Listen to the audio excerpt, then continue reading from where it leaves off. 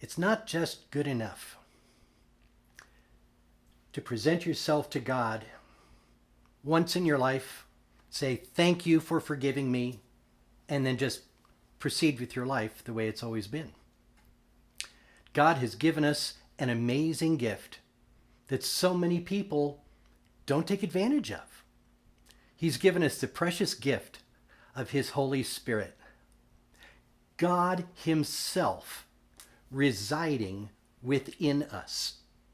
Inside this earth suit of mine is not only the spirit and soul of Dave, but the Holy Spirit of God. And the Bible tells me that my body is a temple of the Holy Spirit of God.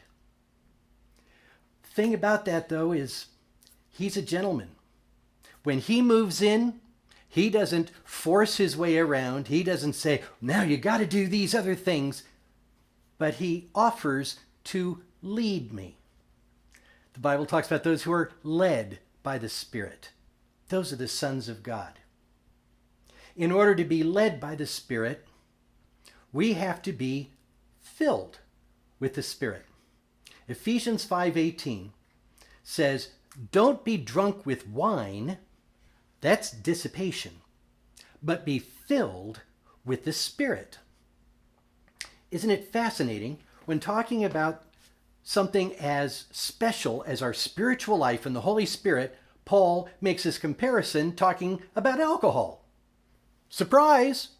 Why would he talk about the Spirit in relation to getting drunk with wine? Well, first of all, getting drunk is something that you've usually had one of two experiences. Most everybody has either been drunk at some point or has seen the effects when somebody else is drunk. Now, I come from a long line of alcoholics, so I decided as a young boy I wasn't going to go there at all. So I never drank. So I had to sort of learn from other examples what this looked like. So I had some questions I had to ask. Well, thank you very much. If I take this bottle of wine here and I possess it, well, does that mean that I'm drunk? Oh, no. Just having that bottle of wine doesn't make me drunk. I have to actually drink some. Oh, okay. So I will make sure that I can get into this bottle and think I'm drunk? Probably not. You're telling me I got to drink some more. Okay.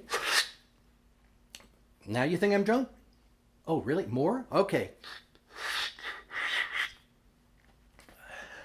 And as I take more of that wine, it starts to have an impact in my life, and I can sort of feel that wine taking effect over me. Well, Paul compares this experience with the experience of being filled with the Spirit. Wow. Why would that be? He says, first of all, when you're filled with alcohol, when you're filled with wine, he says that's dissipation.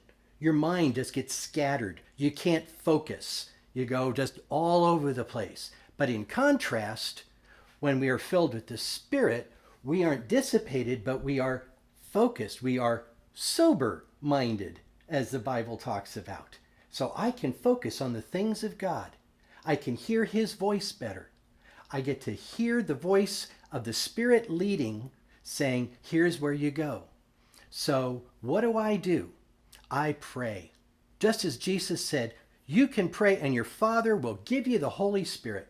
We've received the Holy Spirit. At the time that you made Jesus Christ the Lord of your life, you received the gift of the Holy Spirit. And you are then commanded in Ephesians 5:18 to keep on being filled with the Spirit. That Greek word is in the present tense, which means it is continual or repeated action. So it is not just one time that we get filled, but we get to be filled over and over again. You know, when I go to a restaurant, I tell them I'm a heavy drinker. Water, please. And so when that food server is constantly watching and making sure that my drink is topped off, that makes me really happy that I've always got all the water I need to drink. In the same way, I have the privilege before the Lord of topping off my glass with the Holy Spirit. That as I'm going through the day, if I'm starting to notice that, well, maybe I'm not as focused on the Lord or his things, I can pray and get filled. I actually have a device I use every morning that when my feet hit the floor, I stop and get filled with the Spirit. Because just like getting drunk, somebody can get drunk one night, but then wakes up in the morning, he's not drunk anymore. He may have a bad hangover, but if he wants to be drunk and have that experience, he's got to reach for another bottle and start all over again. That's the picture Paul gives us of being filled with the Spirit. And so I get to come every morning once again and say, Lord, fill me with your Spirit.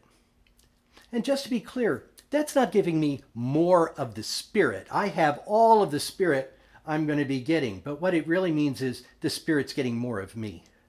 That I get to surrender my desires, the things that I might put first ahead of God's agenda. And I get to seek first his kingdom and his righteousness.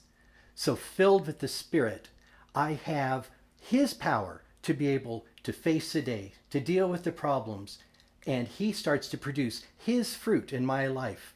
Love, joy, peace, patience, kindness, goodness, faithfulness, gentleness, self-control. That all comes because the Holy Spirit is residing and reigning in my life.